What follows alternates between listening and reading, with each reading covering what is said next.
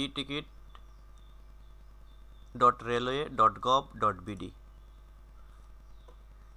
এখানে ক্লিক করি, তারপর আই এগ্রিতে ক্লিক করি, তারপর আমি কোথা থেকে কোথায় যেতে চাই সেটা লিখি।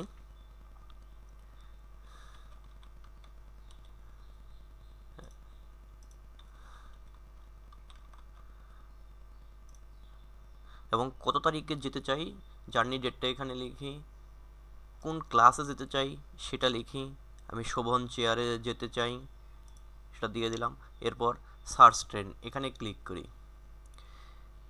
এখানে আমরা অনেকগুলো ট্রেন দেখতে পাচ্ছি, ধূমকেতু express, silk city express. Silk সিটিতে 3 ধরনের বগি আছে, এসি ক্লাস, স্নিগ্ধা এবং শোভন চেয়ার। আমি যদি শোভন চেয়ারে যেতে চাই তাহলে বুক নাও এখানে ক্লিক করি এবং আমি এখানে একটু লগ ইন করি। এখন আমরা দেখতে পাচ্ছি সিট অ্যাভেলেবল কোথায় আছে।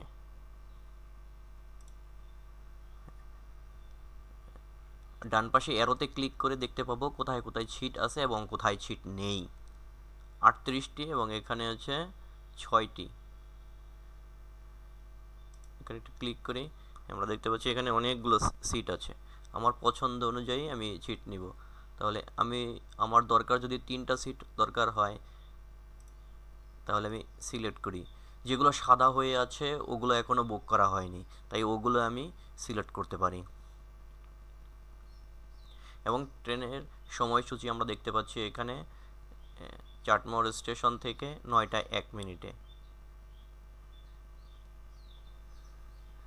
তারপর কন্টিনিউ পারচেস এখানে ক্লিক করি এবং ভাড়াটা আমরা দেখতে পাচ্ছি এখানে কত টাকা, 1080 টাকা প্রত্যেক অ্যাডাল্টের জন্য, 360 টাকা, আর 3 জনে মিলে হয় 1080 টাকা।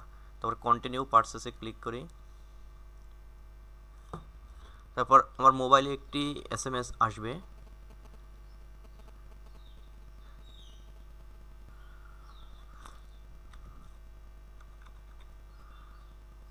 ভেরিফাই করে দিলাম। হ্যাঁ, এখানে আমি আমার নাম সব কিছু দেখতে পাচ্ছি। এখানে বলছে প্যাসেঞ্জার টাইপ অ্যাডাল্ট,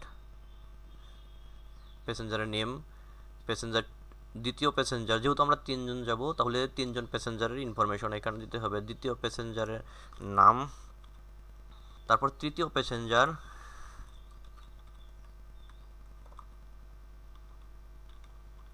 এখানে একটা নাম দিয়ে দিলাম এবং এটা হলো চাইল্ড। তাহলে আমরা 2 জন অ্যাডাল্ট এবং আমাদের এটা খুব দ্রুত সময়ের মধ্যে করতে হবে। আমাদের 4 মিনিট সময় দেওয়া হয়েছিল এবং এখনও আছে প্রায় 2.5 মিনিটের মতো আছে। এই সময়ের মধ্যে আমাদের কাজটি করতে হবে।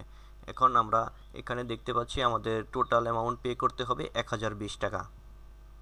এখন আমরা 1020 টাকা এটা পেমেন্ট করতে পারি। এখন আমাকে পেমেন্ট করার জন্য যেতে হবে, এখানে কয়েকটি অপশন দেওয়া আছে, বিকাশ, নগদ, রকেট, উপায়।